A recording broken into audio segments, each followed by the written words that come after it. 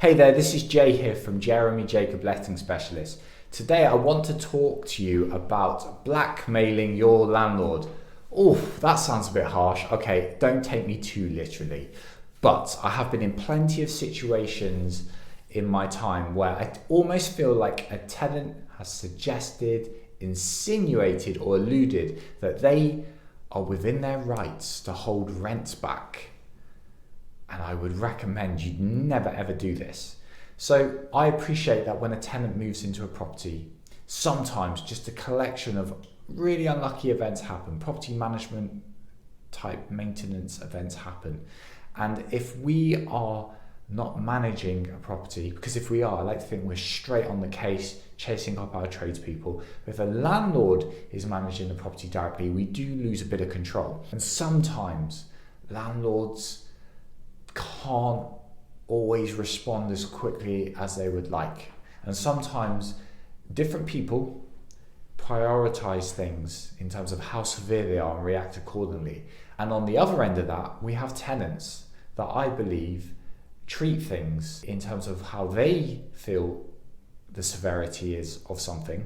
So you might have a tenant which is far more relaxed, more patient, understanding that an item can't be done for a week, for example, and the urgency in terms of how they feel the severity is of something. So you might have a tenant which is far more relaxed, more patient, understanding that it's not a severe urgent item. Now, if it's like a leak, a plumbing occurrence, we have to get someone out straight away, because if you don't, it can have an effect on different parts of the flat and even your neighbours upstairs or downstairs. So my advice to tenants is, whenever you're feeling a little bit aggrieved, have a conversation with your agent or have a conversation with the landlord. I would always go with the position of making a request up front. This is how I'm feeling. Would you be willing to give me a little bit of compensation for this situation that I've been subjected to? But never take it upon yourself to go, I'm going to deduct the rent and I am going to police this situation and I will decide how much rent I pay over to the landlord. Soon as you do this, you have a big X against you. And I think a landlord and agent start to quickly move to the thought process that this tenant is potentially a real problem, a worry. Are they going to start withholding their rent in the future? Should this tenant remain living in the property? Is there a break clause? Now, I personally think with some diplomacy, sitting down with a tenant, this type of thing can always be avoided. But from my experience, and it can often happen, I would say more early in a relationship, when a tenant is still getting to know a property, and just sometimes the phrase, it's an American phrase, when it rains, it pours. Just the unlucky occurrences of a collection of property management items can just happen all at once. And it just makes you feel like the world is against you. The landlord doesn't care about you. The agent doesn't care about you. But when there's like a list of things to do, I have seen it before. Let me give an example. I had one tenant move into a property. There was aggressive rainwater on the roof. It leaked into the flat quite badly. So that was a great way to start things off. Then we thought we got it sorted, then it came back. So it required complicated investigation. There are great plumbers. They use a procedure called track and access, where they have to take microscopic cameras and go and look for a leak which you can't find. So there are great ways to deal with this. And then what happens next? Maybe a pipe underneath the wash basin goes. There's a blockage in the bathtub. You got locked out of your property. Well, that's normally a tenant's own fault, but it just adds to the I'm just over this.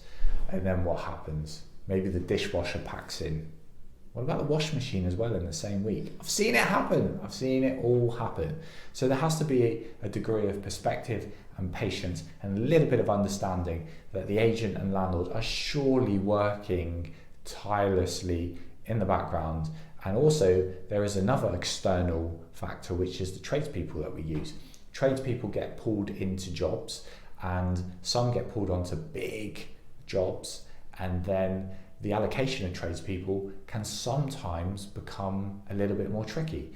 And that's where we as the agents, we have to have an extensive database of tradespeople. So we have to seek upon who else we can use.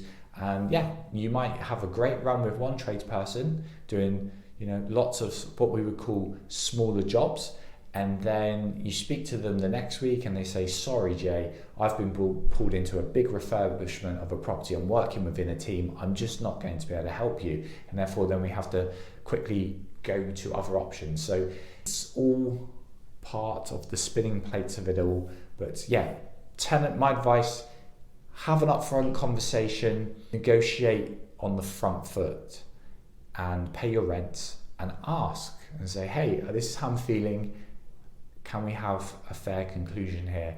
And from my experience, it's a much better way, a much more productive way of getting the right conclusion. Hope this helps.